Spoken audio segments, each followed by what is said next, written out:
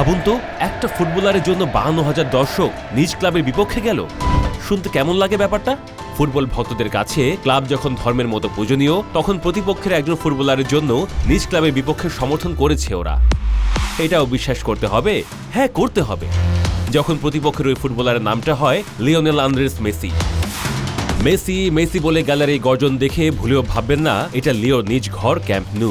কিংবা ভাবার দরকার নেই আকাশী নীল ক্যাপ্টেনের গোলের পর বুয়েনোস এইরেসের 85,000 দর্শক গর্জন ছেড়েছে। না, এটা ইকুয়েডরের মাঠ বার্সেলোনা এসসির 52,000 দর্শকের উচ্ছ্বাস। চলুন পুরো গল্পটা জানাচ্ছি।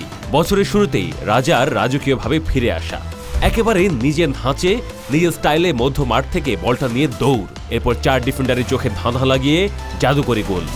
কে বলে এই মেসির বয়স 38 পেরিয়েছে? কে বলে এই মানুষটা ক্যারিয়ারের গধূলি লগ্নে দাঁড়িয়েছে? কে বলে বয়স নির্মম সত্য? এই জাদুকর কি প্রকৃতির সূত্রকে ভুল প্রমাণ করছেন না? তবুও প্রশ্ন থামে না, এই মেসির জাদু কি কখনোই ফুরবে না? এখনো তিনি যে আটকে আছেন 18-তে। বল পায়ে মেসি এখনো ছুটে চলেছেন আলোর গতির সঙ্গে পাল্লা দিয়ে। সত্যি এটা কল্পনা থেকে বাস্তবে রূপান্তরের এক অবিশ্বাস্য গল্প। ওই গল্পের নায়কের জাদুতে ম্যাচে 30 মিনিটে প্রথমবারের মতো এগিয়ে গিয়েছিল ইন্টার মায়ামি। গ্যালারি 52,000 দর্শক দাঁড়িয়ে গেল একসঙ্গে, অথচ মাঠটা ছিল প্রতিপক্ষের মনুমেন্টালে। কিন্তু প্রতিপক্ষের মাঠে প্রতিপক্ষের দর্শকের শ্রদ্ধায়, ভালোবাসায় তিনি।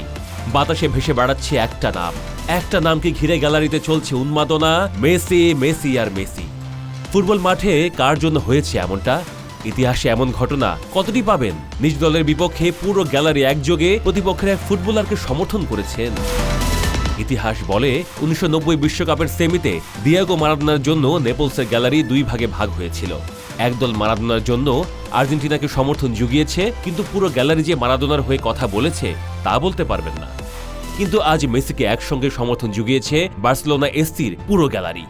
ভাবা যায়? আর প্রতিপক্ষের 52,000 সমর্থককে হতাশ করেননি আর্জেন্টাইন জাদুকরে গোলের সঙ্গে করেছেন দুর্দান্ত এক অ্যাসিস্ট। ক্যাপ্টেনের গোল অ্যাসিস্টের পরেও জয় নিয়ে ফেরা হয়নি মায়ামির। 2-0 গোলে এগিয়ে থাকার পর মেসিকে মাঠের বাইরে নেন মাসচেরানো। তাতে তাসের গুটির মতো ভেঙে যায় মায়ামি শিবির।